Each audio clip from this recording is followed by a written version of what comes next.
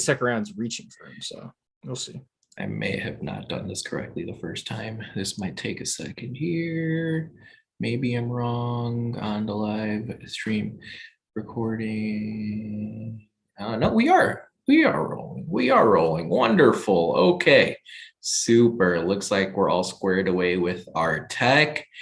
Matt and I were just talking about Trayce Jackson-Davis's NBA prospects. Yep. It's almost April. Final Four weekend is coming up on us. What a couple of games we'll have on Saturday. Once again, though, your Indiana Hoosiers are not part of the Final Four. So Matt and I, we're going to discuss players in the transfer portal and assistant coaches out of the way, and we're that and so much more here on episode 248 of the Hoosier Sound, where we are the official podcast of Indiana HQ. We are bringing this edition of the Hoosier Sound to you on Tuesday, March 29th, 2022, where I'm your host, Nithin Khristian. Here with me tonight is my normal co-host, Matt Lukens. Matt, the winds of change are swirling at Indiana University in the men's basketball program. It's not a rebuild. These are tweaks. These are adjustments. Maybe there's something in the middle, a reshaping or reforming.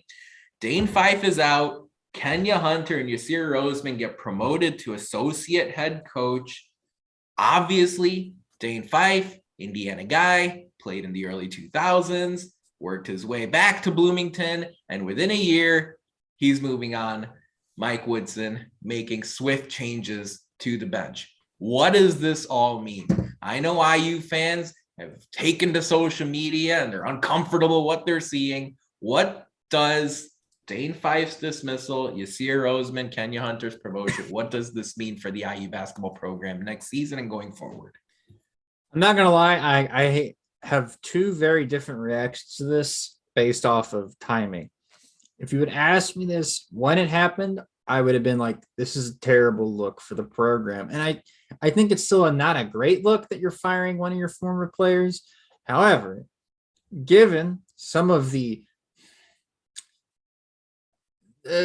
alleged information that was given out, whether it is true or not, if it's even half true, not only did we do the right thing, but the program got better because of it. Now, that alleged stuff, and this is allegedly happened, is one, talking politics in the locker room. Not great, but honestly, I'm sure assistants have done a lot worse than that. All right, let's just be honest. Two different generations, a lot of different people, a lot of different stuff involved. Like whatever, like that's just like a boundaries thing.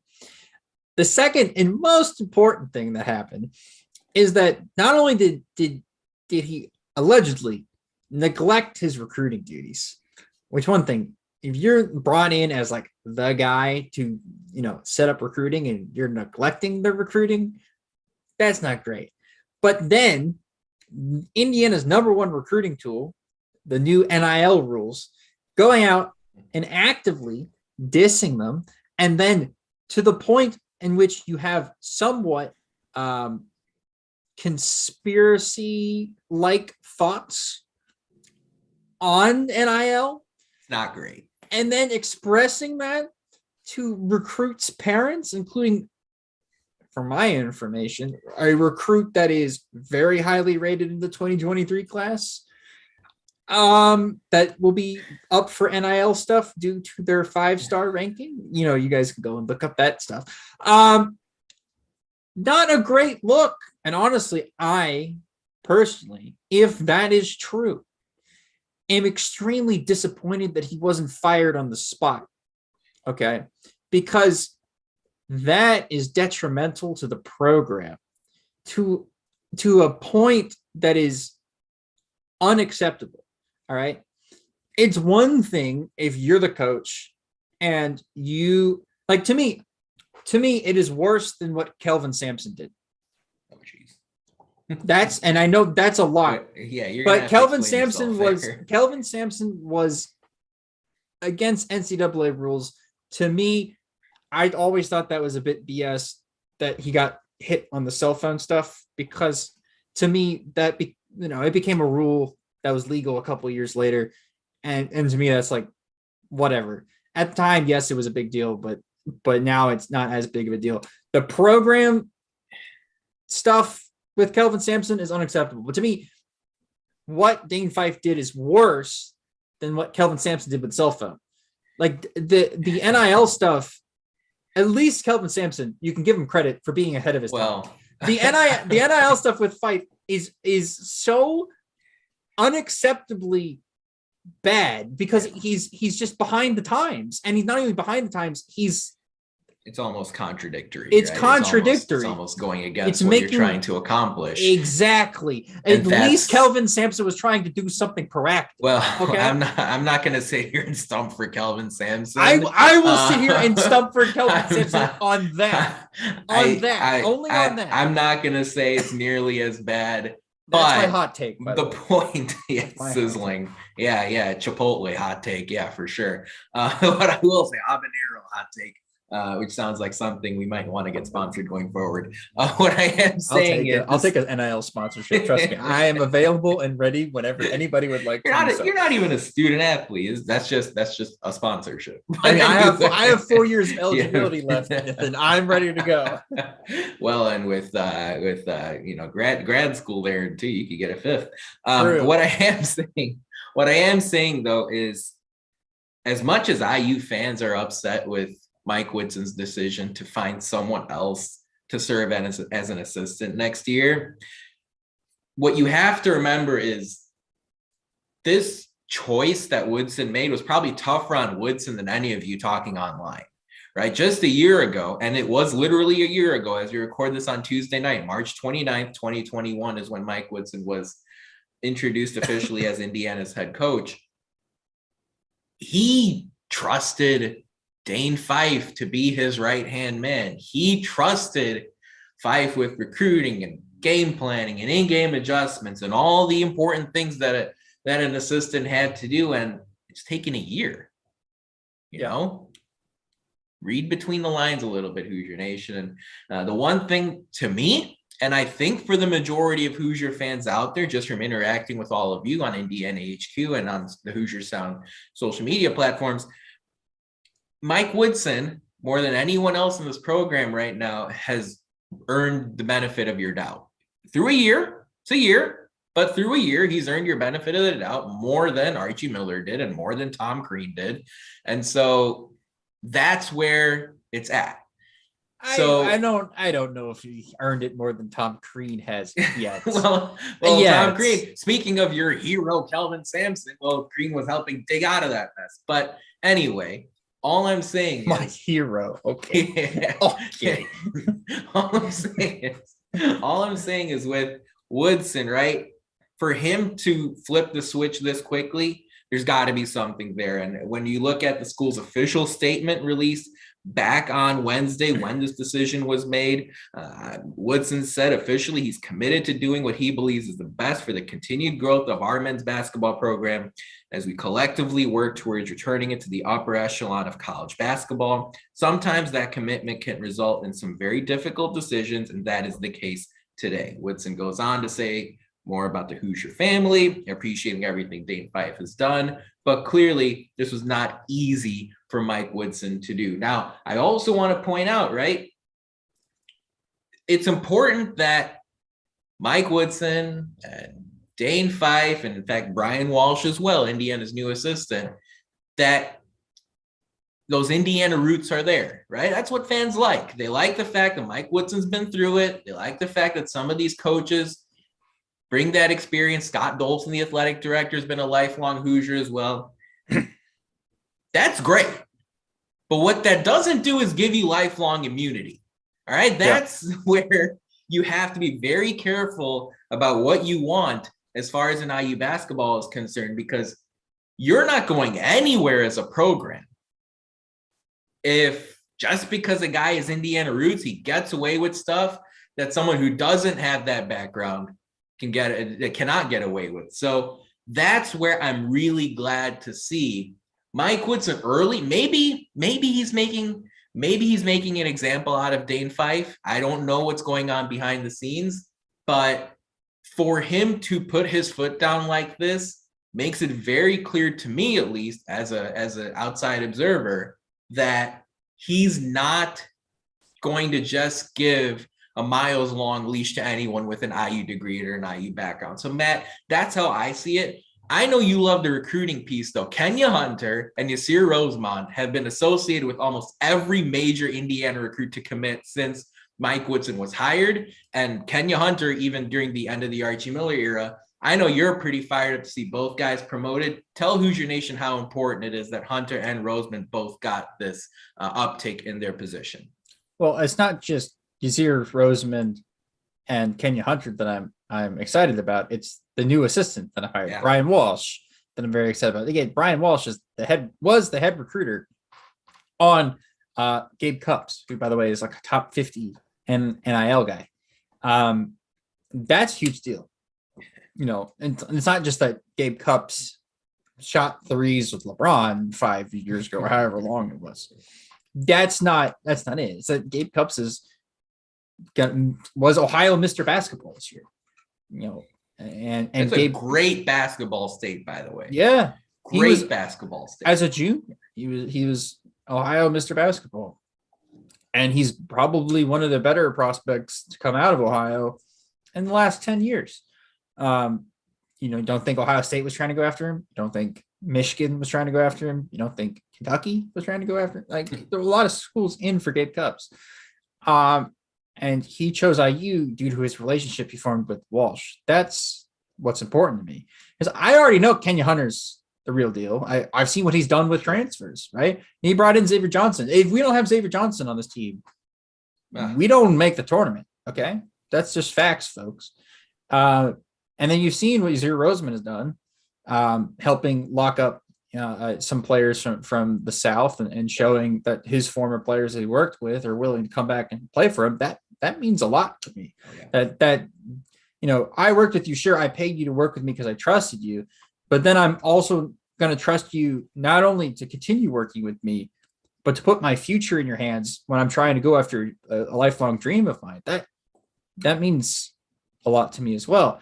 Now, what concerns me more than anything is that what you lose in Fife is not just a recruiter, but somebody on the bench that has some coaching history. Previously, you lose him, you add Brian Walsh, and I saw the tidbits from the interviews from the last couple of days of him. I believe there was the press conference today. Yep. All great things, right? Like, if there's things that you don't like from a press conference, that should be a red flag. But that genuine, it's hard to replace experience is what I'm trying to get at here. Yeah. And so Kenya and Yasir are going to have a big hole to fill, because yes, it was probably mostly Mike Woodson doing the X's and O's this year, right? That's the job of the head coach. And that's probably what, since he doesn't do a ton of recruiting, Mike Woodson himself, and gives that to assistants, that's mostly his duties. But I guarantee you, Dane Fife was not afraid to stand up and give his 2 cents on X's and O's.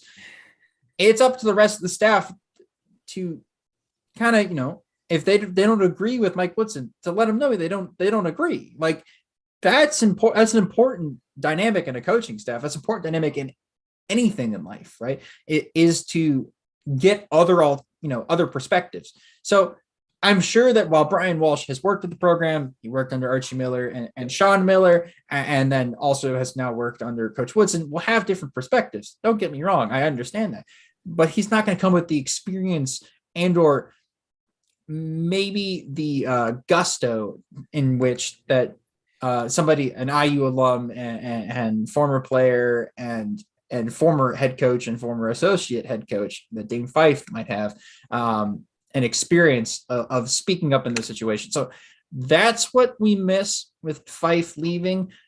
Other than that, I don't miss him at all. I wish him the best and whatever he goes on and what does do next. You think Fife's going to do next? Just curious, real quick thoughts. Do you think college parallel move as a college assistant? No, I think surely he goes for a head coaching D2. maybe a low D1 coaching job and tries to prove himself again. Because I think a lot of the problems from IU stems with he didn't agree with the program, the direction the program was going. And you know how you start to agree with the way a program is going? By being the head of the program and changing it yourself. So to me, that sounds like he was a guy that really wanted a head coaching job, came to IU. He stated that IU was his goal at the end. And you know what? Maybe 10 years down the line, with his mind changed and a lot of things cleared up, maybe he does end up back at IU because he's successful somewhere and brings a school to a bigger conference, then gets an even bigger job, and then moves on to IU.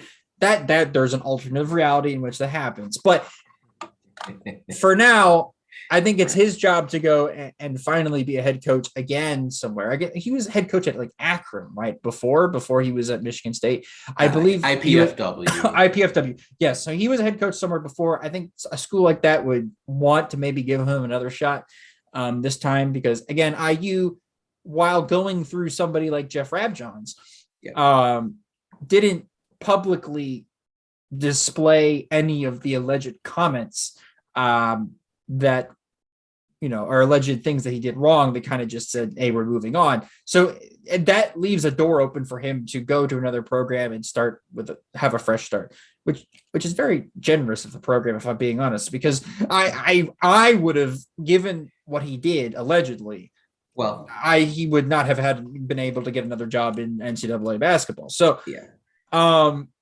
that's where it's at as far as Fife is concerned. We're not going to stay on that for much longer. Well, I would like to bring up one more thing. And that is, I have seen some people talk about the program treated Dane Fife wrong. And you know who I'm talking about when I'm talking about this. And I'm just going to say to that person who I am speaking to, what does that comment? It doesn't make any sense. He was hindering the program allegedly, and even if it is a smear campaign, if the assistants aren't getting along with each other, you move on. That's it. You don't get an unlimited leash just because you played here. That's it. It's like, okay, you get rid of an IU guy, but it was an IU guy that got rid of another IU guy. Right? Okay,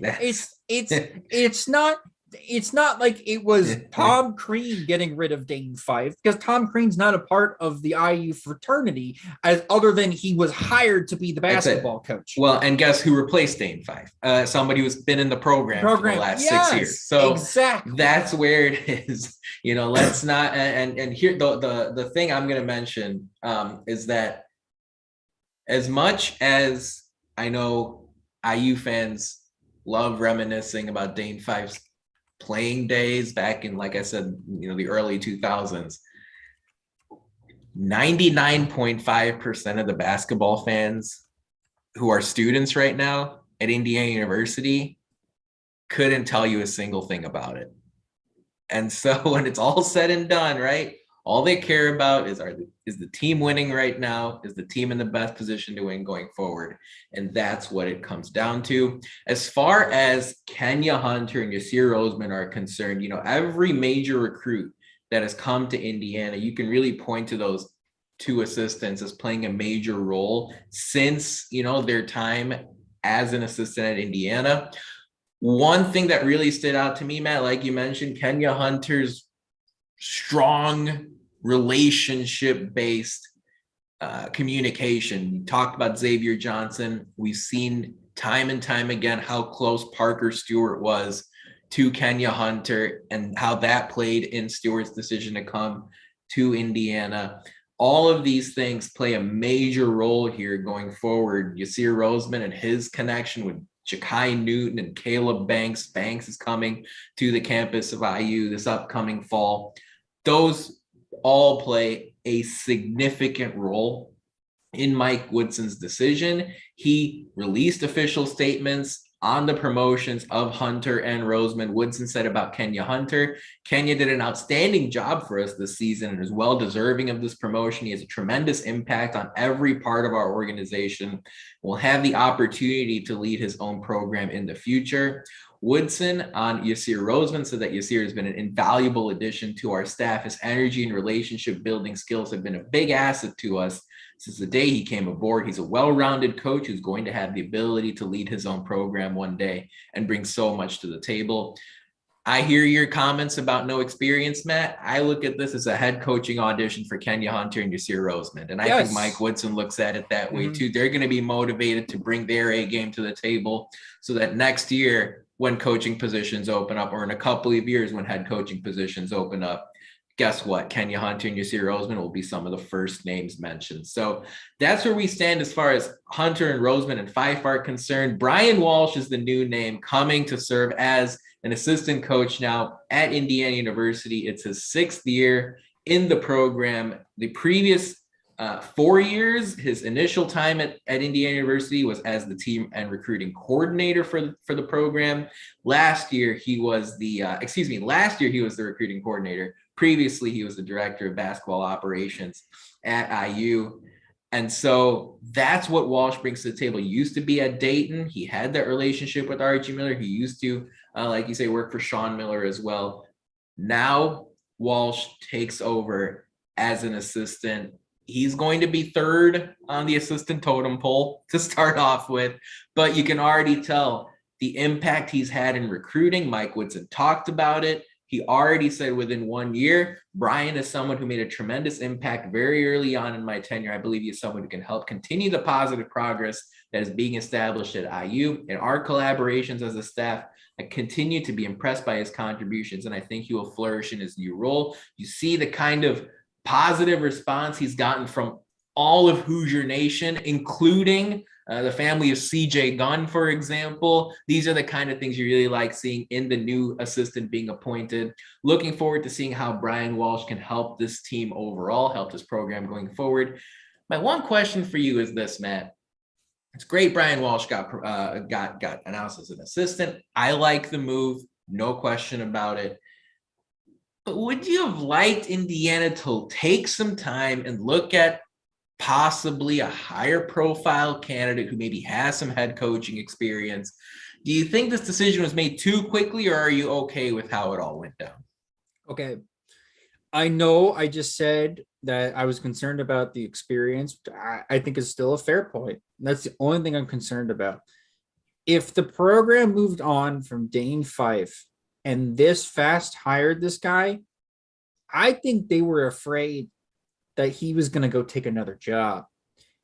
And to me, about Archie Miller and Sean Miller just getting hired. Yeah, exactly. Right? Exactly. And I think they were not only afraid he was going to go take another job, but they saw something in him.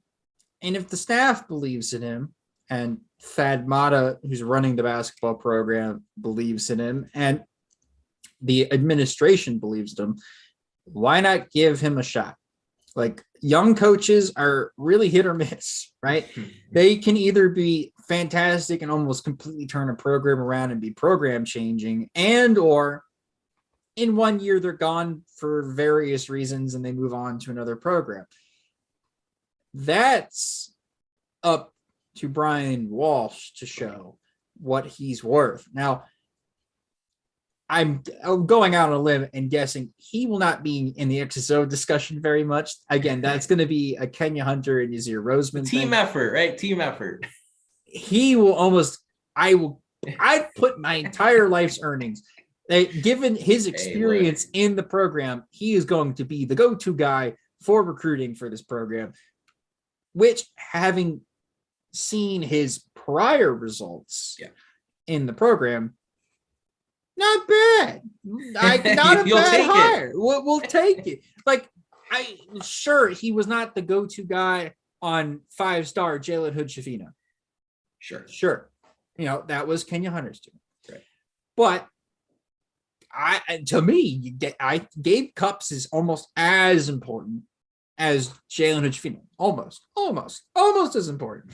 And we'll talk about recruiting and Jalen Hood-Schifino here, trust me, later on this podcast for various reasons.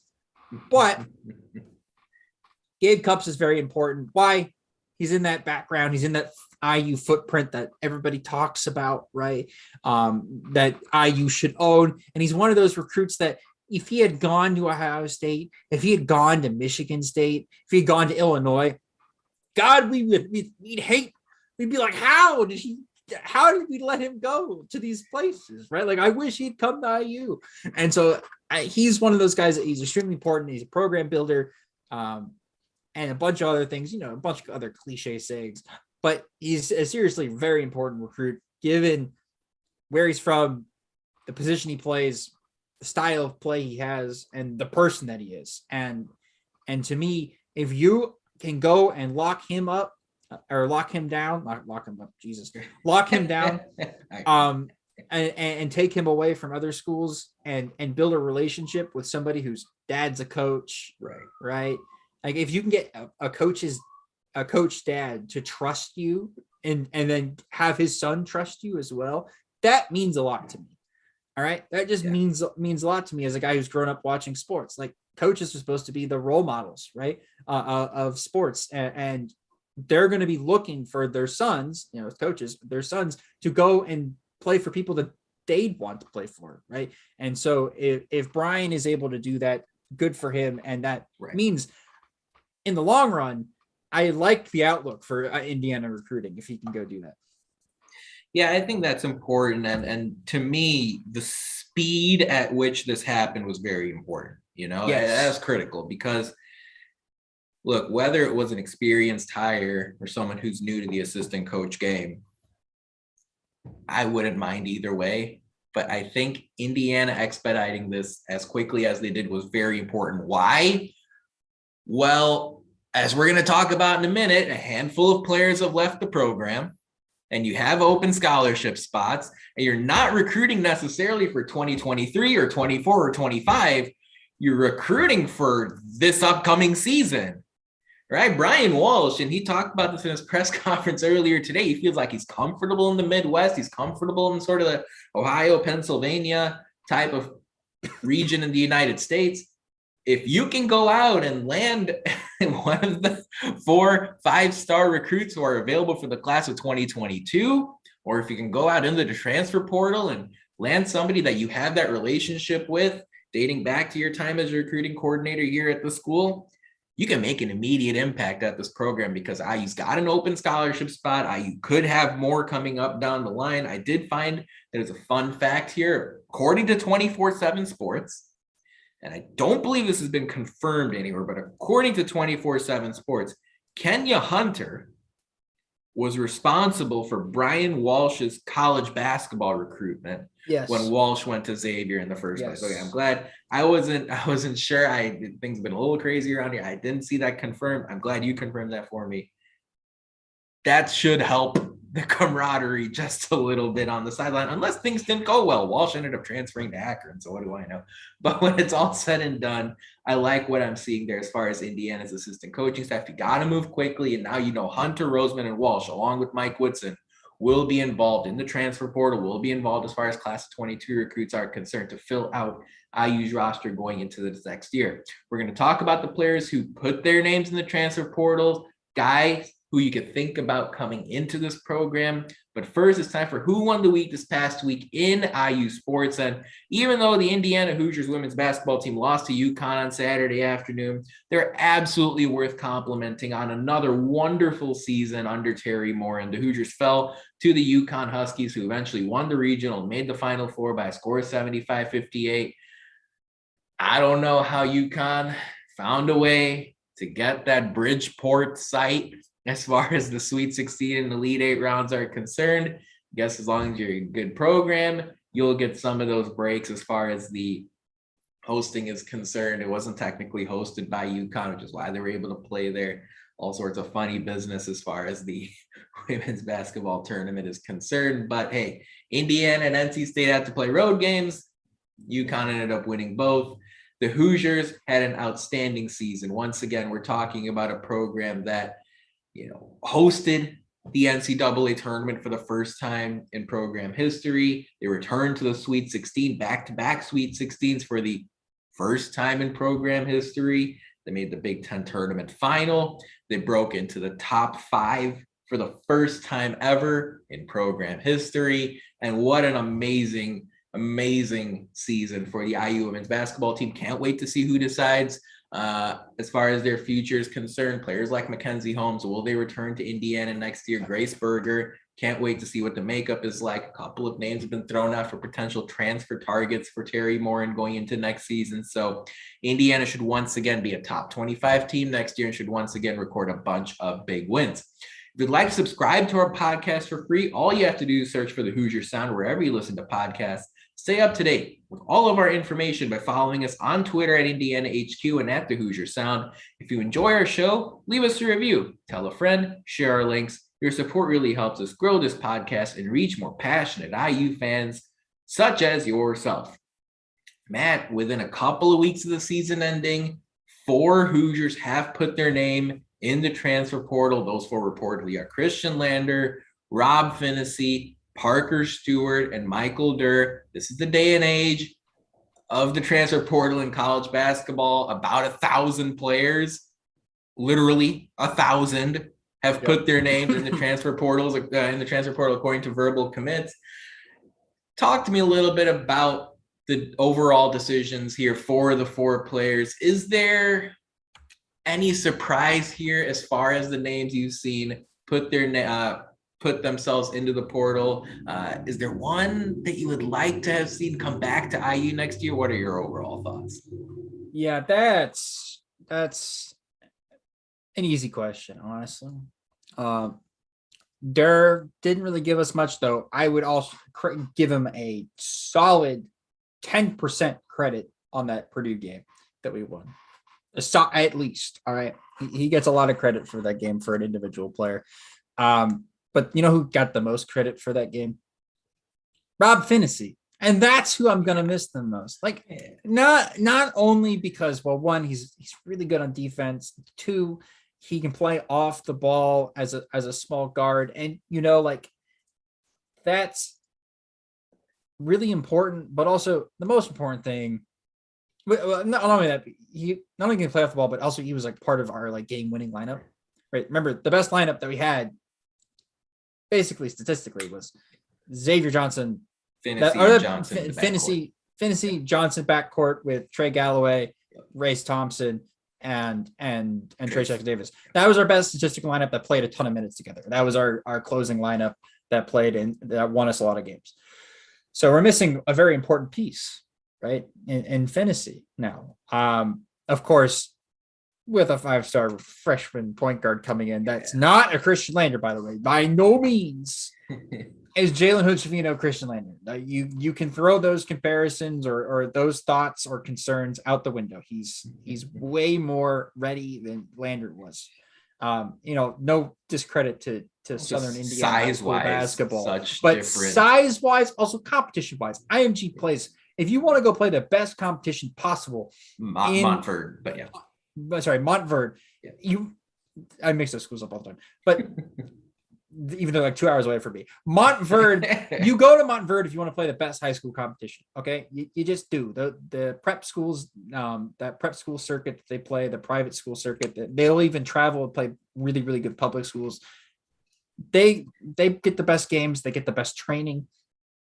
Like, he's going to come in ready to play. He's basically attended college for 4 years, going to a school where he's away from his parents, living in a dorm, hanging out with the basketball players and going to classes. He's done that. He's experienced. He's ready to go. Those kind of players, they've shown they come into college and they're very good college players, right? Like, we can knock Andrew Wiggins all we want for being bad, but he was one heck of a player at Kansas. Players like that, they do well for themselves when they get out of school. So, or they go to college. So I am very high on Jalen Hood-Schifino. So it's sad to see Rob go because I still think he would have gotten time. I think he could have played. I think he would have been important. I get the defense, the leadership. The fact he's an IU guy, like he from West Lafayette, Lafayette, not West Lafayette. Right, he's across the river, but still he's from that footprint. Literally, he's like a couple miles away from the university at most. And chooses IU, hits a couple game-winning shots, has some fantastic moments. Was a 4-year not starter, but a 4-year major minutes contributor for the program. You don't hate to see those guys go, but you've seen guys like that go and prosper other places, a la Al Durham this year. So that's, we wish Rob the best, and he'll find a program that wants him, and he will play. And I'm sure we might end up seeing him in the NCAA tournament next year somewhere else. So if he makes our correct decision. So good for Rob. And I wish him nothing but a season like Al's. There you go. Yeah, we'll see how it all works out. I see Jack is in the live chat. Shout out to Jack. He has a question about what we think about Dan Dakich. All I'll say is so Dakich and I come from the same part of Indiana region folks, rats. Right? He went to, I think it was Andrean where he went to high school. I'm a Munster guy. The thing is, Dakich is in the world of sports entertainment, right? So he knows how to provoke, he knows how to incite reaction. I disagree with a lot of stuff that he said recently. That doesn't mean he has bad intentions or bad motives or whatever. He just has a lot of opinions. As far as the 4 players who put themselves in the transfer portal, the one player I wish I could have seen more of this upcoming year was Michael Durr. And the only reason for that is, as you talked about, right, with Hood Schifino coming in, potentially Xavier Johnson returning, Indiana is ready to hit the ground running as far as the point guard position is concerned. Khristian Lander seemed like an obvious change of scenery candidate. Rob Phinisee, we knew what we were getting. But with Michael Durr, I see size, I see athleticism, I see somebody who has experience. In the right matchups, he can be a significant piece of an Indiana win, as we saw a couple of different times during his year at Indiana. But Durr chose to move on. Can't wait to see where he lands as well. If Trayce Jackson-Davis and or Race Thompson choose to move on as well, Indiana's going to have some needs to fill in that front court. So that's where I would have liked to see Michael Durr. Of course, with Durr's name in the portal, it doesn't guarantee he's leaving the program. That's something to keep in mind. Out of all the players who put their name in, there's no risk in putting your name in the portal. Some percentage of the 1,000 players that have put their name in will return to the school, that they just played at. So I don't know if that's what is in Michael Durr's path going forward, but that's just something to keep in mind. If Durr does move on, it means you could very well see more Logan Duncombe this upcoming season, somebody who's recruited to play significant minutes eventually at his Indiana career. We did ask this question on the podcast poll, by the way, our weekly podcast poll over at the Hoosier Sound on Twitter. Which of the Hoosiers who put their name reportedly in the transfer portal did you want to see return to Indiana next season? I say reportedly, all 4 players have released an official statement saying they're moving on. 68% of the vote goes to Rob Phinisee. Yeah. Not surprising. Phinisee had sort of grown his level of affection with the Indiana fan base. No surprise. Khristian Lander came in second with 21%. Michael Durr, I agree with the 6% of you that voted for him. 5% to Parker Stewart. Matt, just last question. As far as Lander, Phinisee, Stewart, and Durr, do you see them going to high major programs, the Dukes and the Villanovas, the Kansases of the world, any of them? Do you see one or multiple players here go to a larger role at a smaller school? What do you think? How do you think this shakes out for those 4 guys? I can see Lander probably getting some low major offers. Yeah, and I think that's the best move for him. Yeah, I think I think Lander needs to play. I think he needs to play 32 minutes. Yeah. I think like a Nebraska or Northwestern would be stupid not to reach out to him. Though Nebraska's probably a little bit higher than Northwestern in my eyes because they're pulling better recruits. Like I'm seeing some really good guys go to Nebraska. Nebraska's gonna be much better, I think, next year. For the rest of the crew, well, for Parker Stewart, I think honestly I could see him go overseas and go pro. There's going to be opportunity there, surely, for somebody his size, shoot the ball, can defend multiple positions. like NBA team or not even NBA teams, European teams are gonna be like, okay, I'm sure his dad had some connections overseas and he probably worked those. As far as the other two go, for Phinisee, for me, I think being that last piece for maybe a mid-major program that's looking to make a run, he can do that. Like a team that might have a really good forward that can kind of play make, and he can be that secondary playmaker as a point guard, but they really need a defensive guard to kind of fix things up in the back. They have a really good offense. Like I can see Phinisee going, he's an Indiana kid. He can go and probably play anywhere and fit in, basketball knowledge wise. And Hoosiers just grew up with an innate ability to pick up basketball things. So I believe in him to be able to do that. And then for Durr, going back to a program like USF where he can start. South Florida. Like not going back specifically to USF, but going back to a program of the caliber of USF. I mean, like the American Athletic Conference is not a major conference, but it might as well be with some of the basketball teams that are in there. It's a fine conference. I mean, you look at State, like SMU, Memphis, and Houston, of course, leading the charge. Yeah, it's a good not program. It's UCF. It's a good knocked conference. Off Michigan. Yeah, it's a good conference. So he can go find a school like that in a conference like that where he should be able to get starting minutes. He should be a starter somewhere. Now, the reason he's leaving Indiana, which is probably moving on to the next topic, is that, well, either A, Trayce Jackson-Davis is coming back, or B, he's being recruited over. Now, who could be replacing him? That is up in the air. There are some rumblings that IU is in for Payton Sparks. Yep. Payton Sparks. Am I moving on too fast? The next part of the podcast. You're good. I think you can keep rolling. Yeah. All right. So Payton Sparks. Somebody you need to know. Payton Sparks. He's Ball State's center. Started this year. I believe he averaged 10 and 8, if I'm correct.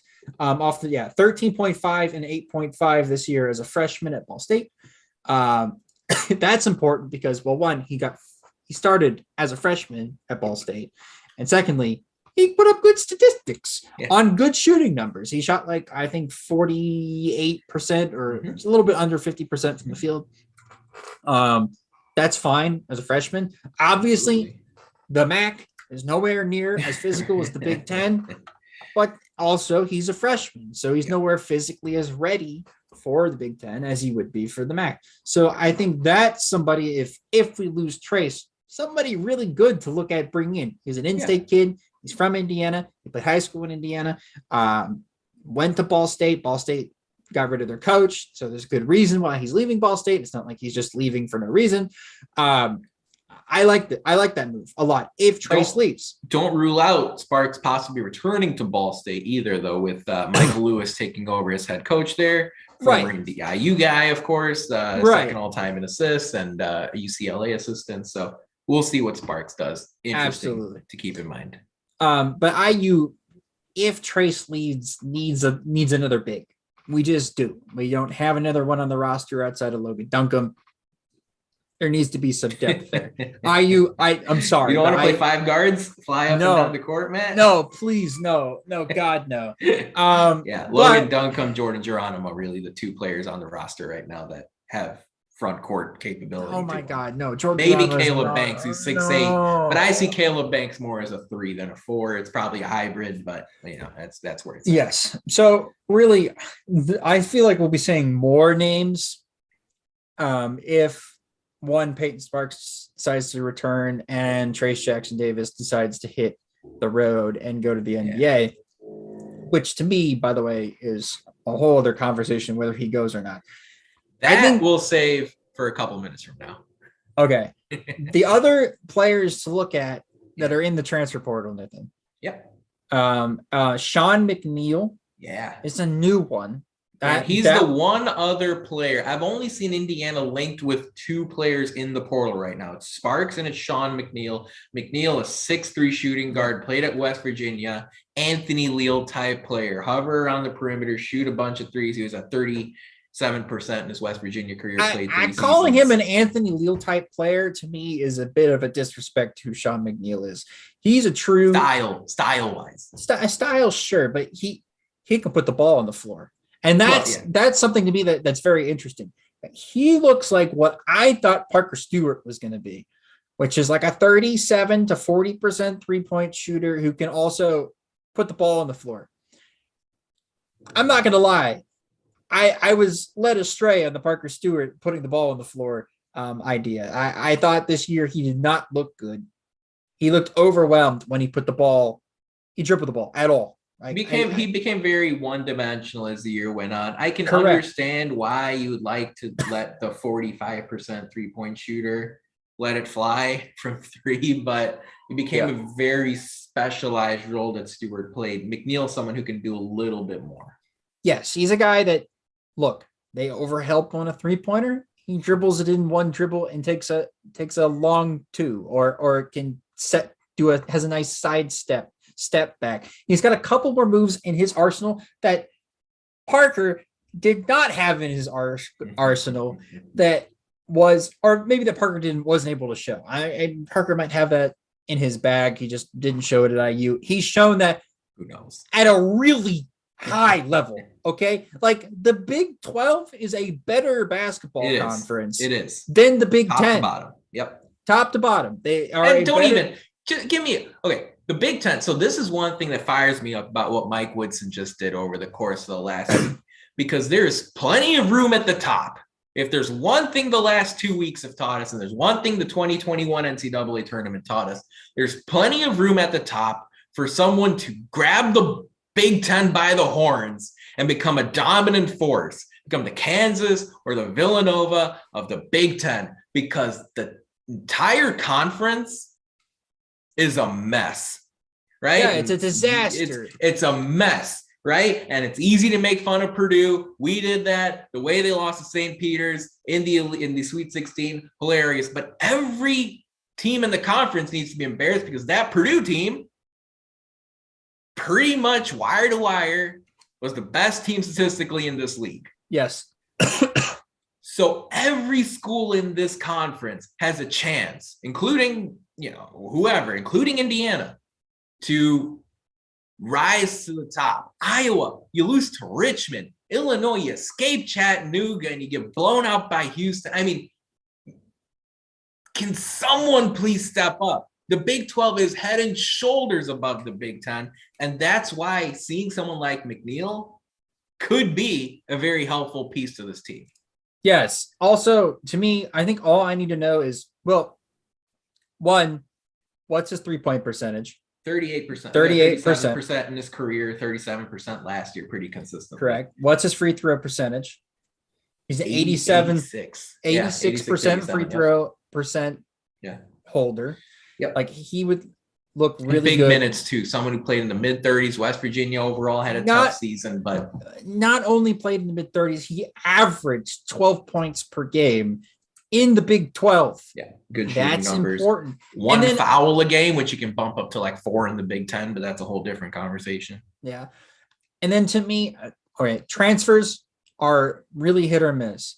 But to me, what tells me the story of a transfer is good or not, you look at their offer list. If you look at their offer list, that tells me what other coaches see and what they've heard about him. And I look at his offer list and I see Indiana, Texas, Louisville, Texas Tech, Ohio State, Virginia. All right. Especially Ohio State, especially Virginia, Texas Tech, Texas. Texas lives on transfers. That's Texas Tech too. And Texas Tech. That's Coach Beard and Texas Tech's coach. Mark Davis. Mark Adams. Mark Davis ran the Raiders along. That's right.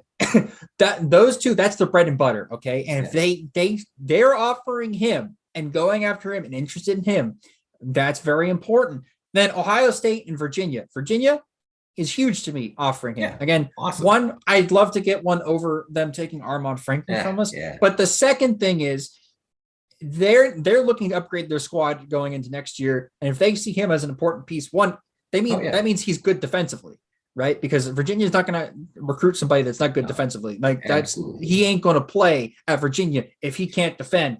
And then Ohio State, Chris Holtmann does really well with transfers as well. He didn't do as well this year, but in the past has done very well at Butler and other places with transfers.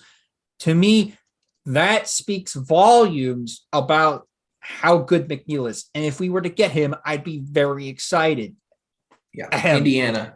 But I have no idea. Again, it's very early on in his very early. And it's very early for a lot of players. But he's from Kentucky, by the way. He's from Union, Kentucky. So he's grown up in the Indiana footprint. Went to West Virginia in the area. He's familiar with us. So that's something I would look at going on. And then the last person I think as far as names have come up for possible that last roster spot, Nithin. And that's when I talked about Jalen Hood-Schifino before, I said I'd talk about recruiting now. And this is when I will go to Malik Renault. This is very interesting to me. This is very, very, very interesting. A lot of 4 or 5-star players in the class of 2022 have opted out of their commitment. Yeah, but plenty of options, including Renault. Yes, but not the reason why Renault is a big deal. Okay, why I think we can get him is because one, we've shown that we can go in late and get a 5-star recruit, a la Tamar Bates. Yep. The second thing we can do is we can bring in a pair. All right, this is very important. This is a pair of individuals that have played together before.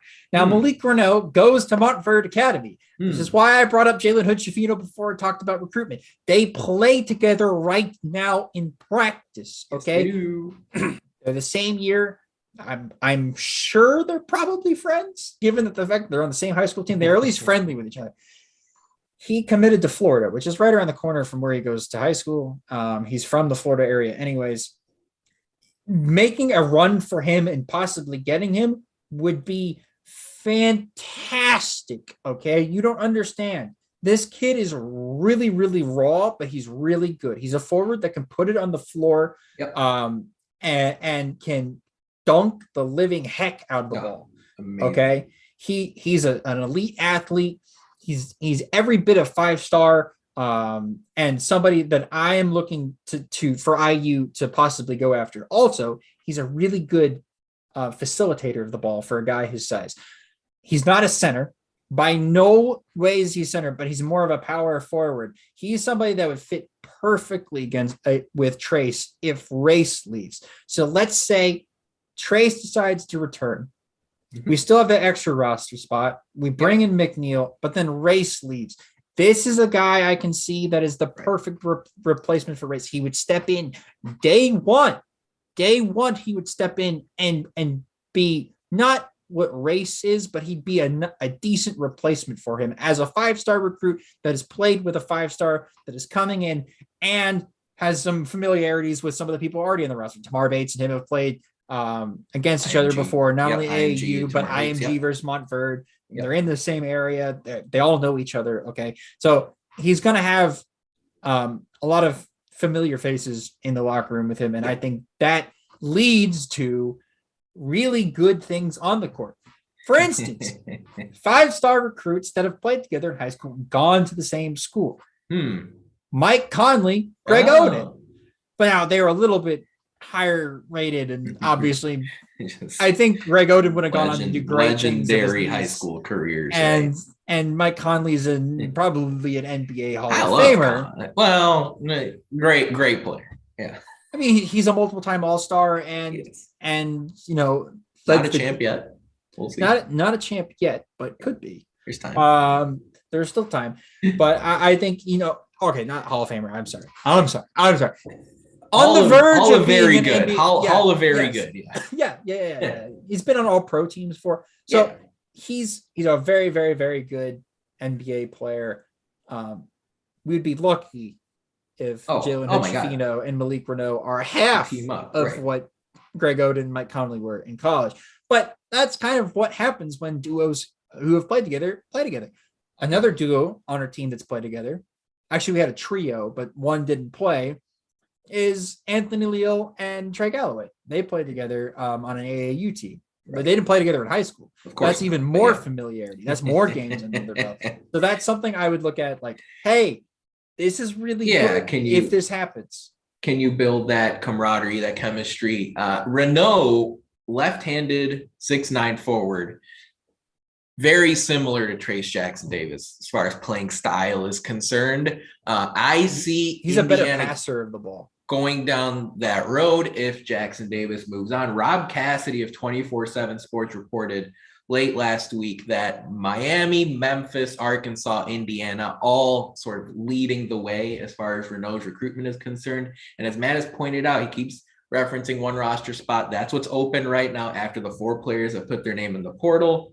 The 3 incoming freshmen incorporated into that as well. Caleb Banks, CJ Gunn, Jalen Hood-Schifino. That leaves one roster spot open. If Trayce Jackson-Davis, Race Thompson, Miller Cobb, Xavier Johnson, you name it. If anyone else moves on, well, then Indiana has to fill in a 2nd or a 3rd or a 4th scholarship, depending on how many players leave. So that's where things stand as far as Indiana's players who have put their name in the portal. Some things to think about as far as options with incoming prospects. First, though, let's give our social media shout out from this past week. Yogi Farrell, someone we haven't heard of too much recently. He went to play professionally in Europe, played for Panathinaikos in Greece. He's now playing professionally in Ljubljana, Slovenia. You might think, Slovenia, what are people doing? No one's playing basketball. Well, remember, Slovenia, the home of Goran Dragic, Luka Doncic, some of the more famous basketball players that you see per 1,000 people, right? Slovenia produces incredible NBA talent per capita. It's absolutely insane. And if you go to Yogi Farrell's Twitter account, he retweeted his league, the ABA league, which is comprised of teams that are in that Serbian, Slovenian region of the world. And when Yogi Farrell retweeted him making some big plays for his pro team in Slovenia, he retweeted ABA_league. If you go see Yogi Farrell's great game-winning plays, that's awesome. B, the crowd noise that you see as far as this basketball team is concerned is unbelievable. It really does remind you if they really condensed Assembly Hall into a smaller arena and got that passion and fire of Hoosier Nation into the building. I'm sure many of you saw Yogi retweeted onto his timeline, but if you haven't yet, head over to Yogi Farrell's Twitter account. He went ahead and retweeted himself making some game-winning plays. We might see Yogi in the NBA down the road, but he had mentioned he wanted to get some more playing time, really make the most out of his pro career, and he's really doing that right now over in Europe. Quick reminder, we want to shout out our stuff real quick, where we can find us on our socials. Of course, Indiana HQ is where we're at on Twitter, Facebook, and YouTube. Also can find us at the Hoosier Sound. However, on Instagram, Matt, we are not Indiana HQ, but what are we? Indiana.HQ. That's where we are. So you can find us there posting content. Of course, it's going to be a little bit quieter now with basketball season down. There is going to be some baseball stuff we put up there. Of course, keeping our eyes on pro Hoosiers who are making a lot of noise. Of course, Indiana's going to have a lot of off-season decisions coming down the pipeline. Still, what will Trayce Jackson-Davis do? What will Race Thompson do? Xavier Johnson, Grace Berger, Mackenzie Holmes, plenty of big-time players who have to announce whether they're going to return to Indiana next year. We will be right on top of it over at Indiana HQ. Matt, as we wrap up here on this Tuesday night, you talked about some incoming recruits you want to see. You talk about some possible transfer options. I think now you're going to see Indiana mentioned more in the transfer market as far as potential players coming in. Let me ask you this, though. If Trayce Jackson-Davis declares for the NBA, and we saw a mock draft earlier from Bleacher Report on Tuesday night that said Jackson-Davis is projected to be a mid-second round prospect. Xavier Johnson goes pro. Maybe he's done with college basketball and wants to play in Europe, or wants to try the G League, or wants to try another option. If Race Thompson moves on, I don't see pro prospects there. Maybe he just wants to move on real world, find somewhere an outlet for him to play basketball. We'll see how that works. Go be a tight end. What? Don't dismiss that. I'm not dismissing that. That's actually something I'm serious about. I believe Ross Travis went that route among others. Former Penn State basketball player and ended up at the Colts, Mo Alley Cox. Of course, Antonio Gates, Tony Gonzalez. I don't anticipate Race Thompson going that far. We'll see. What's the plan? If Indiana's got to fill 3 or 4 scholarship options, do you think there's enough talent out there where Indiana can still field a strong, capable basketball team that, again, the floor has been set? Tournament, 500 in the Big Ten. The floor has been set. Can Indiana put together a roster that can do better than that if Jackson-Davis, Thompson, Xavier Johnson leave, in addition to Lander, Durr, Stewart, so on? That's tough. All right. Because if that happens, we lose our top 3 scorers. Not a lot of teams can recover from losing their top 3 scorers. If we lose 2, it's recoverable, right? So, for instance, let's say what I think is the most realistic option, I think you agree with me because you talked about this before. If Race and Trayce both leave, that's recoverable. Okay, you bring in one guard because I think the staff already said they want to bring in shooters. Okay, you bring in a guard, you bring in a big, you might even bring in a second forward, right? You bring in somebody else that's a big guy, and you go and you swing at the best people in the portal. Okay, I'm looking at the Murray State guys that transferred. KJ Williams. Yes, I'm looking at those dudes. I'm looking at Terrence Shannon out of Texas. I'm talking about the creme de la creme of the transfer portal. You go and you swing for a home run. Okay. You also go after somebody like Malik Renaud or any of the 5 stars left that decommit and then are looking to recommit somewhere else and open up their recruitment. You go look and find somebody overseas. You do your utmost to do your best Billy Bean representation because you are not going to replace Trayce Jackson-Davis. All right? You're not. He's 18 points per game. Those people don't grow on trees, okay? They don't. But you can find 2 people that give you 18 points per game and play the same amount of minutes of them. That is the Billy Bean approach. That's very doable in the transfer portal. Right. And that would honestly make the team better because there not only be more depth, there'll be more consistency, right? Because you can get more points from one guy one night and less points from another guy one night. You can get more points from both of them than Trayce would give you. It creates a better, more fluent team dynamic than just having one really good player and hopefully the other parts of the team contribute. That's what that was like this year.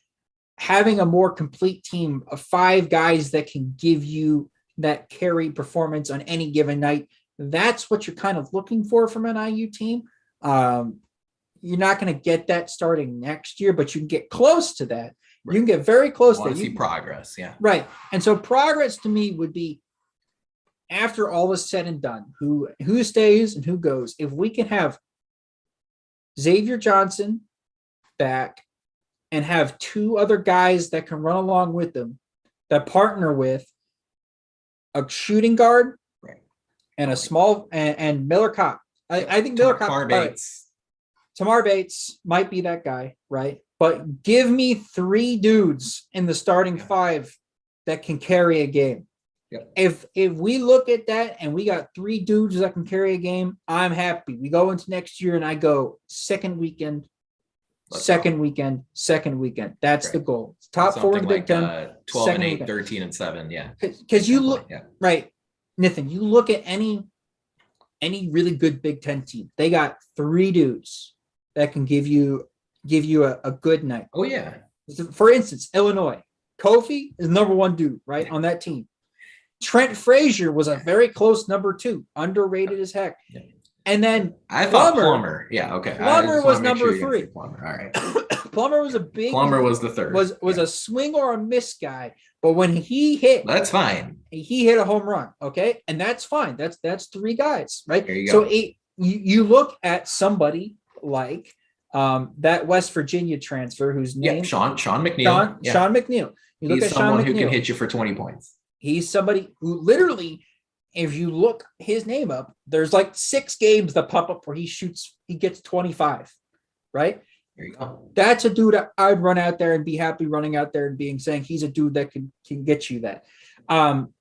You look at somebody like Payton Sparks. I don't think Payton Sparks is that dude.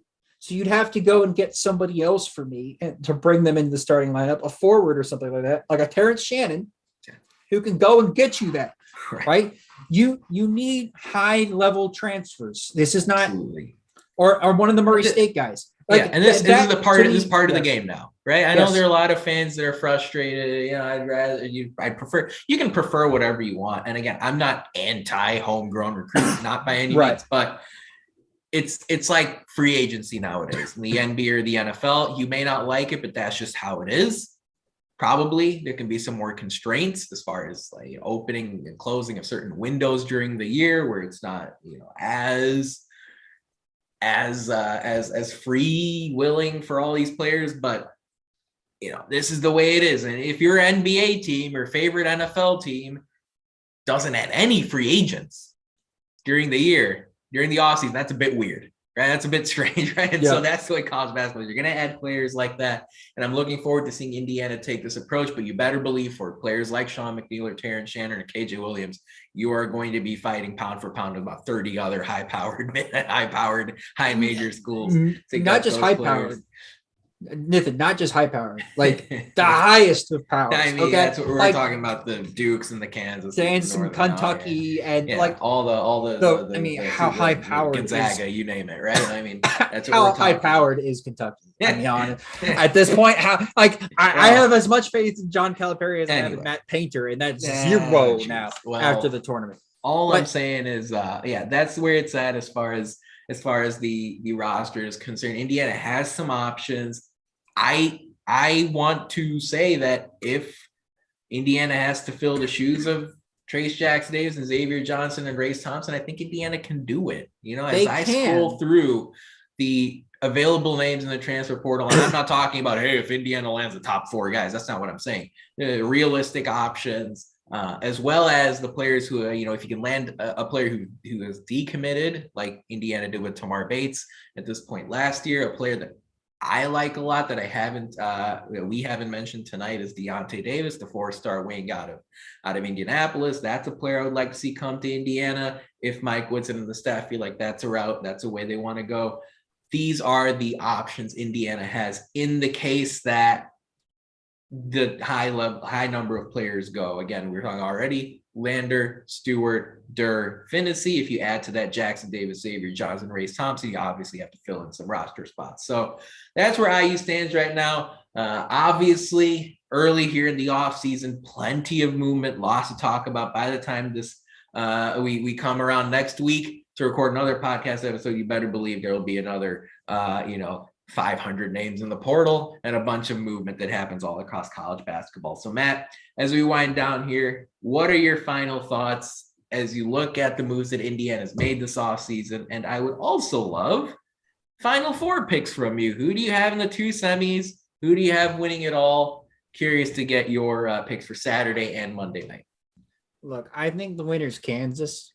I'll just go out ahead and say that. I think they're better than Villanova, especially Villanova lost Justin Moore. That's a huge loss. That was hard to watch. And Kansas is the perfect team. They're just the perfect college basketball team. They are. They have some one of the top transfers in the country, and Remy Martin, who came in. You have 5 stars all over the roster that fill out multiple positions. They can beat you going big. They could beat you going small. They can shoot the ball. They can defend. They're an all-around really good, consistent team. Yeah. It's that right there from Kansas. And what they've always been doing really under Bill Self. And one of Bill Self's best talents is roster management. He manages his roster better than almost any other person in the country. Kansas always has got some dudes. Okay. They always do. Well, now, you were talking about the 3, right? This year it's Abaji, it's Martin, and it's McCormick, right? If McCormick wants to hit you, you got your 3. There's Christian Brown also not bad. Yes.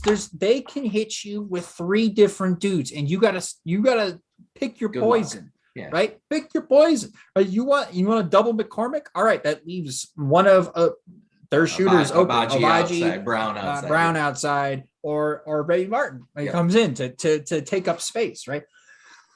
They're a really good team. I like them. I also would like to point out that I could see UNC winning this as well. I like their talent. Caleb Love, a former IU guy, who's finally put it together. He's finally put it together. I remember looking at Tate Frazier's Twitter earlier on this year and being like, why is Caleb Love playing? And looking at his Twitter now when Caleb Love is playing, he's like, I love Caleb Love. He's so good. By the way, also there, 3 guys, right? Love, Manic, Baycott. Yes. They can hit you in all different ways, right? That's the problem with, by the way, that's the problem with IU. That was the problem with this year's team, was that the way Race Thompson got his buckets and the way Trayce Jackson-Davis got his buckets. Not easy. Not only not easy, but the same way. When you look at all of those other teams, 3 options. McCormick for Kansas is a big. Obaji is like a wing / guard, and Remy Martin's the point guard, right? They can score in all different ways. The same thing with UNC. Love, point guard. Manic is like a power forward, but he's a stretch 4. Yeah. He can kill you from 3. Extreme Nikola Mirotic vibes. Exactly. And Baycott is like Trayce, right? He's a big that gets his bucket down low and thrives on getting angles and being more athletic than the other big. Awesome. It's awesome to watch. It works really well. And they have complementary pieces that work around those players.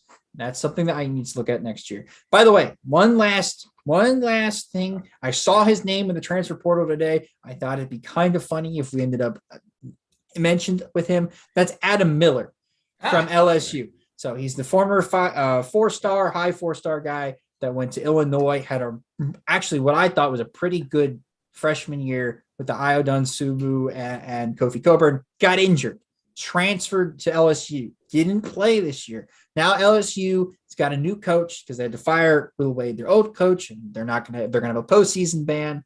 He's in the portal now. He's taking a year off.